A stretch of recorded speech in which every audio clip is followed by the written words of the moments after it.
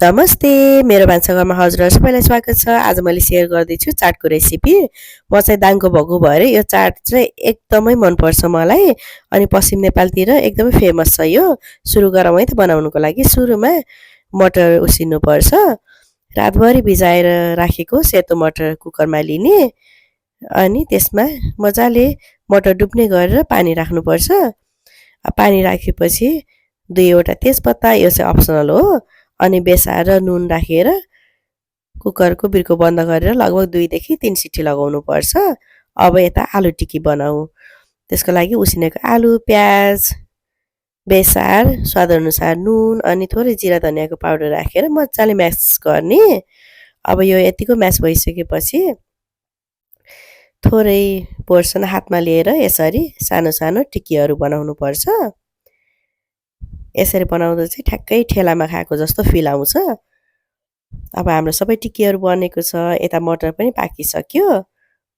अब मटर चेक गर्नु है। मैले एउटा हातमा लिएर चेक गरेँ, मजाले पाकेको छ, तर यो पुरै म्यास भएको छैन। यसलाई म्यास गर्नु हुँदैन यो स्टेजमा, किनकि हामी पछि पनि म्यास गर्छौँ पकाउने बेलामा। अब पकाउनको लागि एउटा तावा लिने। ठेलाहरूमा नर्मली तावामा पकाउने भएको भएर तावामा पकाउँदाखेरि ओरिजिनल टेस्ट आउँछ। तावा छैन भने कराईमा बनाउँदा पनि हुन्छ।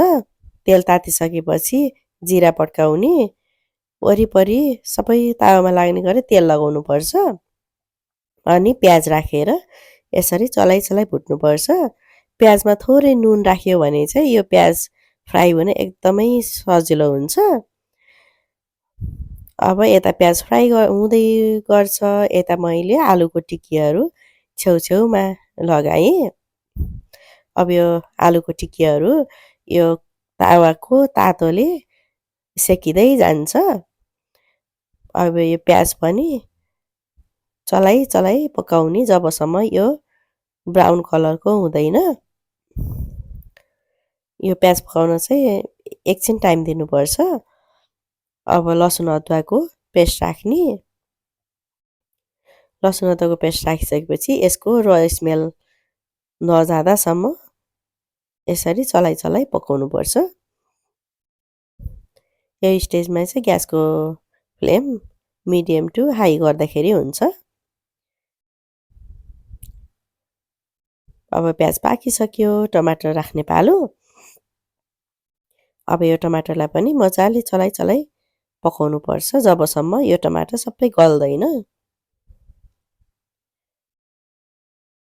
यो टिक्की एकातिर सेकिसकेको छ, अर्कोतिर पनि यसरी फर्काएर सेक्नुपर्छ। यो टिक्की चाहिँ जति मजाले सेक्यो त्यति नै मिठो हुन्छ यसको टेस्ट। यो हाम्रो सबै टमाटरहरू मजाले म्यास भएको छ। अब यसमा मैले चिली फ्लेक्स र मसला राखेँ। चिली फ्लेक्सको सट्टा हजुरहरूले रातो धुलो खुर्सानी अथवा हरियो खुर्सानी पनि राख्न सक्नुहुन्छ। हजुरहरूलाई कतिको पिरो मनपर्छ तीनवटै पनि राख्दा भयो, आफ्नो प्रेफरेन्स अनुसार। अनि अघि नै हामीले बोइल गरेको मटर राखेर मजाले चलाउनुपर्छ। अब यो अलि बाक्लो भयो जस्तो फिल भयो, मसला डढ्न थाल्यो भने यसमा थोरै पानी राखेर मिलाउँदाखेरि हुन्छ। अब यो राम्रोसँग चलाएर मसला चारैतिर लाग्यो भने यसलाई 10 देखि 15 मिनटसम्म यसरी पाक्न छोडिदिनुपर्छ।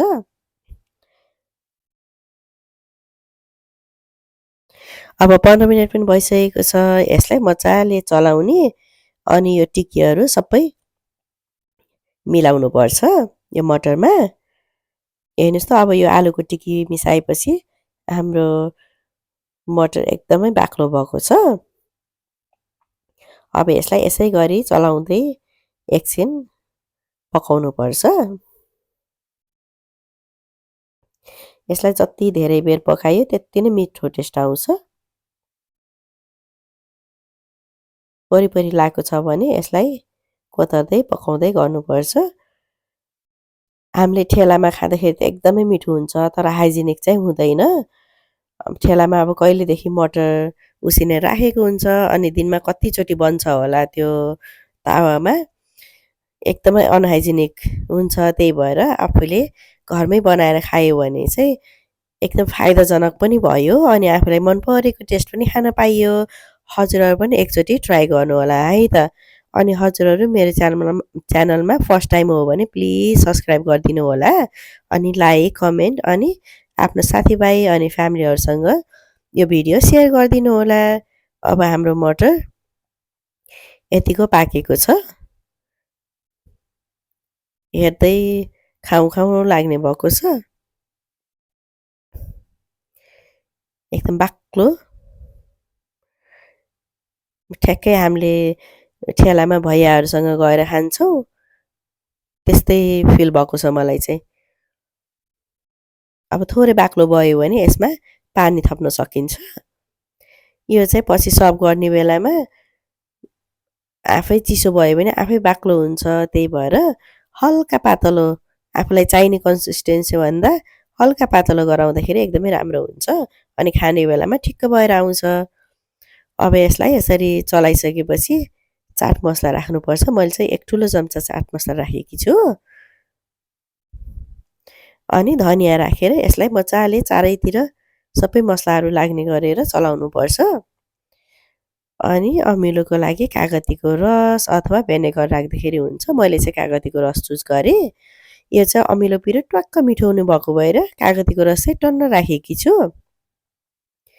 अब यसलाई कागती राखेपछि पनि मजाले चलाउने, तर धेरै बेर पकाउनु हुँदैन कागती राखेपछि, नत्र कागतीको सबै फ्लेभर जान्छ। यो स्टेजमा चाख्दाखेरि हुन्छ, किनकि हामीले चाट मसलामा नुन छ, टिक्कीमा नुन छ अनि मटरमा पनि नुन छ। त्यही भएर नुन चाख्ने कम बढी के भएको छ त्यही अनुसार एडजस्ट गर्नुपर्छ। अब मैले यसरी सर्भ गरेको छु। हजुरहरू पनि यसै गरी बनाएर खानुहोस् है त। Happy cooking!